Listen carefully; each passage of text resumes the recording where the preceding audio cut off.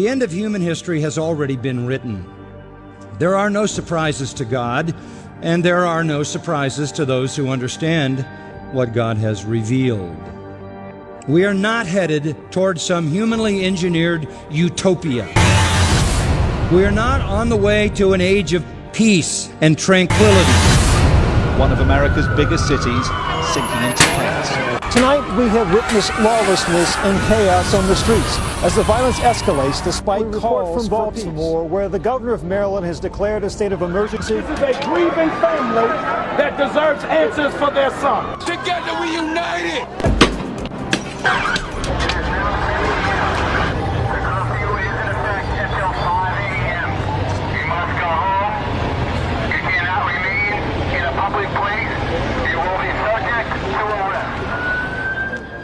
And what our Lord says about the future is horrendous. According to the Lord Jesus, the future for this world and its inhabitants is very, very tragic.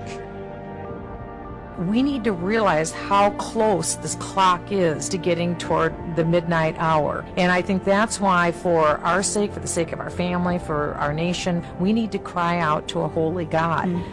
This is coming faster than anyone can see. A powerful earthquake struck Nepal on Saturday. The 7.9 magnitude quake's epicenter was just 80 kilometers east of Nepal's second largest city, Pokhara, devastating the surrounding area and sending tremors through northern India and even triggering avalanches on Mount Everest. The death toll has reached over 7,500, with more than 16,000 people injured. Thousands of missing are still unaccounted for. I know I worked very hard on the Intelligence Committee to try and keep up with what was happening in the world. It got to such a crescendo, I could hardly keep up with it anymore. The events have picked up such a pace, and they're going to continue. It's just like the Bible forewarned, that in the last days it will be like the beginning of birth pains. In my opinion, we are far beyond the beginning of birth pains. We're moving far down into the process. For women who are listening to this show today, you know what I'm talking about, what it's like to deliver a baby at the very beginning stage and then at the very end before the baby is born. All I can tell you as a mom who has given birth to 5 babies, the birth pangs are very close together, they're very intense now, and we are literally watching month by month the speed move up to a level we've never seen before with these events. And that's why the best thing that we can do is have churches and pastors explain our times. Believers need to get our lives right with God, and then we intercede. We intercede and intercede, and then not despair. Prophets said we look to the future. We long to see those days and live in those days. Why? Because it's the return of a soon and coming King. Jesus Christ is coming back. We, in our lifetimes, potentially could see Jesus Christ returning to earth. This is one of the most exciting times in history. We need to be exactly watching the tenor of the times, be observing, and look up. Our redemption draweth nigh. These are wonderful times, but we see the destruction, but this is the destruction that was foretold.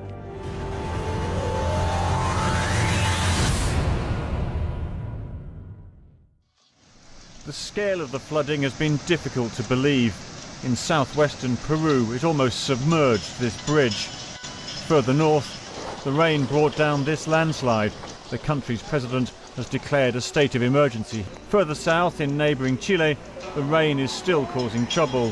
Copiapó is the capital of the Atacama region, normally one of the driest places on Earth. It normally gets about 1 centimetre of rain a year. It's taken the authorities completely by surprise. This water should have fallen as snow high up in the mountains. Instead, because the weather is unusually warm, it's falling as rain. The storms have been the heaviest for at least 80 years. Meanwhile, other parts of Chile are suffering from drought. The chaotic weather is testing the country's resilience, and forecasters say it could get even worse in the next few months. Chilean volcano Calbuco has erupted for a 3rd time in just over a week, sending a cloud of ash and smoke high into the sky.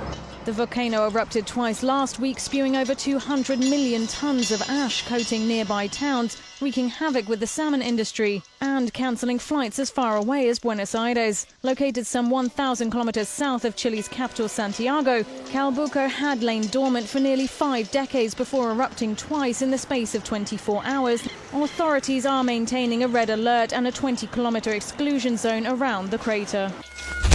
The state of California is resorting to drastic measures tonight to combat its severe drought. The governor ordering the strictest crackdown on water use in history. As we enter our 4th year of drought here in California, these conditions are symbolic all across the West. Certain reports say the state has only a year's supply of water left in those reservoirs. Scientists call what's happening here unprecedented. We're technically in the middle of our rainy season. Mountains should be lush with green. Instead, they're bone dry. Tonight, Lake Piru, we're at the bottom of a reservoir. We should be 30 feet underwater here. Instead, these are the conditions. This is why California is in a state of emergency. We're in an historic drought, and that demands unprecedented action. It's for that reason that I'm issuing an executive order mandating substantial water reduction. Now we are embarked upon an experiment that no one has ever tried, ever, in the history of mankind. The governor of drought-stricken California has called for a $10,000 fine for residents who waste water. It's time for Californians to face reality. There isn't enough water. To the West Coast now, where both Northern and Southern California experienced a lot of shaking. And while both quakes are considered mild, it still has lots of people thinking about the possible big one. The worry is that these small quakes will trigger a big quake. Hopefully not the big one. Be prepared to feel some shaking in the next 30 years. That's much more than you felt in the past down here. An earthquake measuring 7.5 has struck off the coast of Papua New Guinea, triggering a tsunami warning. Especially there's a tsunami threat for the local inhabitants, for the places close to the earthquake. And they've probably already been hit by the first wave by now. Costa Rica's Turrialba volcano belched a column of gas and ash upwards of 6,000 feet into the air on Monday. An explosion on Monday afternoon, lasting 28 minutes, emanated from the volcano in central Costa Rica, and ash reached parts of the capital, San Jose, some 30 miles away. The aftermath of a horrendous storm in Germany. Violent winds swept across the north of the country, leaving at least one person dead in Hamburg and causing widespread damage. Local media reported winds of up to 120 kilometers per hour. I've never seen anything like this in my life. It's complete madness. Hundreds of trees have overturned, completely uprooted, roofs ripped off. In some places, cars were reportedly blown some 70 meters down the road. The storm follows unusually warm weather in this part of Germany. From Japan and overseas, seismic activity has been increasing. Officials have raised the warning level for the volcano. They've recorded many earthquakes near the surface of the mountain in the past 2 weeks. Tornadoes wreaking havoc yet again across the plains, waking up to disaster as the Red Cross and emergency personnel begin combing through the neighborhoods damaged or destroyed in Oklahoma, Kansas, and Nebraska. For the first time in history, the National Weather Service declaring a flash flood emergency in Oklahoma City as tornadoes rip roofs off buildings. Heavy rains and strong winds flattened houses as Typhoon Noel crashed into the northeastern tip of the Philippines. For the second time in less than 3 weeks, Nepal has been rocked by another major earthquake. The 7.3 magnitude tremor hit near the Everest base camp, killing at least 66 people, destroying buildings and leaving more people homeless. And there shall be famines and pestilences and earthquakes in diverse places. This is a sign that we are living in the last days. We are just around the corner. Very soon, we are going to see the King. Very soon. It's right around the door. All the signs that I mentioned are already here. It's already here. This is the Telica volcano roaring to life in Nicaragua. The country's most active volcano first exploded on Sunday night. Nearly 50 small gas and ash explosions, along with 7 micro-earthquakes, have followed since. Scientists are sounding an alarm about rising sea levels because the largest ice shelf in Antarctica is in imminent danger of collapse. That would allow glaciers behind it to start flowing into the sea, causing a potentially dangerous rise in sea levels. Now we have the spare opportunity of this ice shelf destabilizing and eventually collapsing in front of our eyes. It is certainly a warning.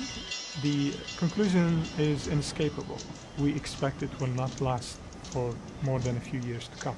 Absolutely, we are really in a state of crisis, not only rising waters and storms, severe storms, and we're looking at a drought which is semi-permanent. I mean, we're in an era where some people are predicting wars over things like water and food and the like.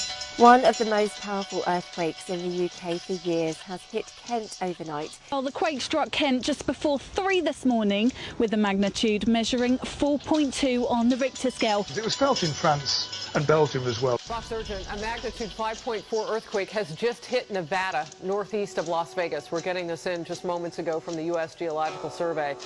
Residents of Konya province, southern Turkey, have described their terror when a giant sinkhole suddenly appeared in a local field. Measuring 10 metres wide and 90 metres deep, the crater formed in the space of 24 hours. Players in Missouri in the States had a new hazard to contend with there after a sinkhole appeared in the course. Apparently it's 70 feet wide and 30 feet deep. Meanwhile, mysterious sinkholes have also appeared elsewhere in Russia's Urals. Craters have emerged one after another in the second largest city in the Perm region, and residents fear half of it could collapse beneath the surface. Some intend to leave their hometown to avoid the danger posed by the craters. And we're not finished yet. A giant hole in the ground also appeared in Siberia. The hole on the Yamal Peninsula is almost 80 meters wide. Its depth, though, is not yet known. An emergency situation committee has yet to say what caused it. Scientists fear they could point to a looming natural disaster. Obviously, this phenomenon is quite dangerous. It's a known fact that large craters appeared and swallowed whole buildings in many cities around the world. An extreme heat wave is sweeping across India. Hundreds of people have died, either from sunstroke or dehydration. Temperatures are soaring, in some places touching 118 degrees Fahrenheit. All of these states are reporting fatalities. At last count, more than 2,000 people have died from the extreme heat. Local hospitals are filling up. Even the roads have melted. In Rajasthan or Gujarat, it is 1 in the morning and the temperature has just dropped from 39 down to 40. I mean, this is over 100 degrees. Even as the death toll in the current sweltering heat wave crosses the 2,000 mark, weather department is predicting that the deadly heat wave will persist. This morning, record-breaking and deadly floodwaters continue to wreak havoc across central Texas and Oklahoma. A deluge of historic proportions. And in hard-hit Houston, the devastation is measured in miles. Entire neighborhoods underwater. The nation's fourth largest city crippled. In just 24 hours, the city getting nearly a quarter of its yearly rainfall. Nearly 40 counties throughout Texas now under an emergency disaster declaration. The death toll in both southern states continues to rise. The challenges are not over yet. There's going to be more rain to come. Meanwhile, a freak tornado has ripped through a border city in northern Mexico, leaving more than a dozen people dead and many more injured. 3 children were among those killed when the surprise whirlwind hit. Flipping over cars and tearing down homes here in Ciudad Acuña, it left a trail of destruction. A tornado touching down on Ohio overnight. It flipped vehicles in a shopping centre car park onto their roofs. The twister was one of several severe weather events to hit the United States this week.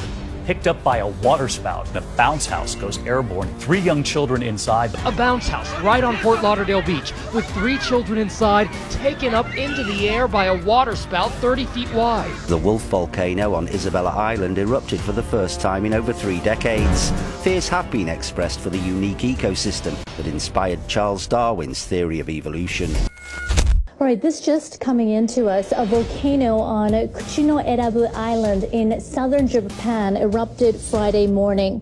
Pyroclastic flows have reached the coast. Meteorological agency officials have issued the highest level warning. They're telling the island's 130 residents to evacuate. A 8.5 magnitude earthquake has hit off the western coast of Ogasawara Islands, south of Tokyo in the Pacific Ocean. It happened about 8:30 p.m. local time, setting off car alarms and shaking buildings as far away as Tokyo. I warn you, we are in very dangerous times. We are living in biblical times.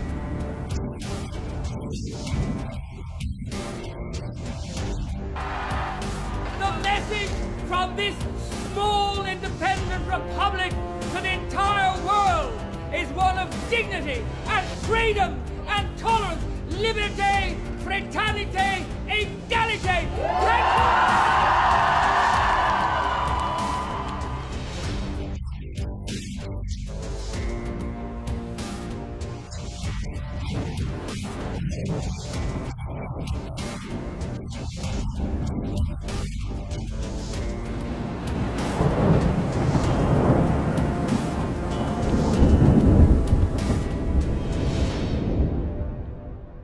We are now at the place to where you better have your house in order.